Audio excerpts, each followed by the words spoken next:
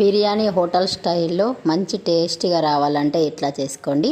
First పెరుగుని మొత్తం చికెన్కి కలిపేసి ఉప్పు, కారం, అల్లం వెల్లుల్లి పేస్టు, ఇంకా ధనియాల పొడి అన్నీ కలిపి ఫస్ట్ ముక్కలకి మంచిగా పట్టించిన తర్వాత ఒక ఆనియన్, ఇంకా కొన్ని కాజు, కొన్ని బాదం మంచిగా పేస్ట్, మెత్తని పేస్ట్ చేసి దీన్ని కలిపేసి ఇంకా దీంట్లో చికెన్ మసాలా కూడా వేసి మంచిగా కలిపి నైట్ కలిపి పెట్టుకొని మార్నింగ్ అయితే చేసుకుంటే సూపర్ టేస్టీగా హోటల్ స్టైల్ బిర్యానీ అయితే రెడీ అయిపోతుంది. ఇట్లా ట్రై చేయండి.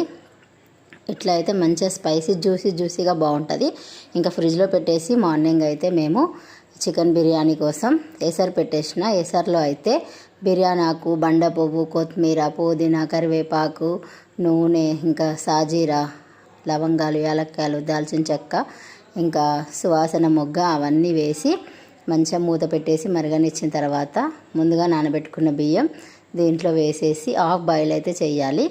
హాఫ్ బాయిల్ చేసిన తర్వాత తీసేయాలి. ఇంకా ఇంత పెద్ద బగోని కాబట్టి మనకు తీయడం కొంచెం కష్టం అవుతుంది. అయితే నేను బజ్జీలు తీసే జాలిగంటతో అయితే తీద్దామని ముందే ప్రిపేర్ చేసి పెట్టుకున్నా. ఇట్లా చేసుకొని చాలా టేస్టీగా చాలా బాగుంటుంది. ఇంకా మేము మంది ఎక్కువ ఉన్నాం కాబట్టి ఎక్కువ క్వాంటిటీలో చేసుకుంటున్నాం.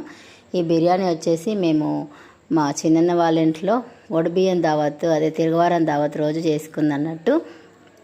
ఇంకా ఈ రోజైతే ఈ వీడియో అప్లోడ్ చేస్తున్నా, చూసి మీరు ఇట్లా చేసుకోండి. ఎక్కువ క్వాంటిటీ చేసుకున్నప్పుడైనా తక్కువ క్వాంటిటీ చేసుకున్నప్పుడైనా ఇట్లా కనుక చేసుకుంటే సేమ్ మనకి హోటల్ స్టైల్ బిర్యానీ అయితే రెడీ అయిపోతుంది.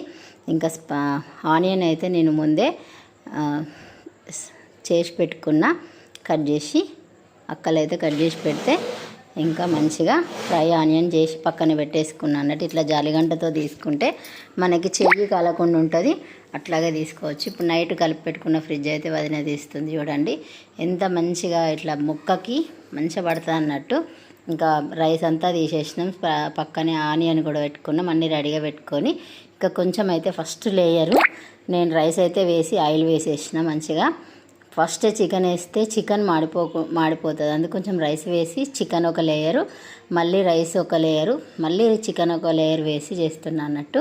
ఇట్లా మొత్తం చేసిన తర్వాత ఇంకా ఆనియన్స్, కొత్తిమీర, పుదీనా అన్నీ పైన జల్లేసి ఈ మనం వాటర్ తీసేసిన వాటరు పైన బరువు పెట్టేసి దమ్ పెట్టేస్తే సరిపోతుంది. ఇంకా బిర్యానీ రెడీ.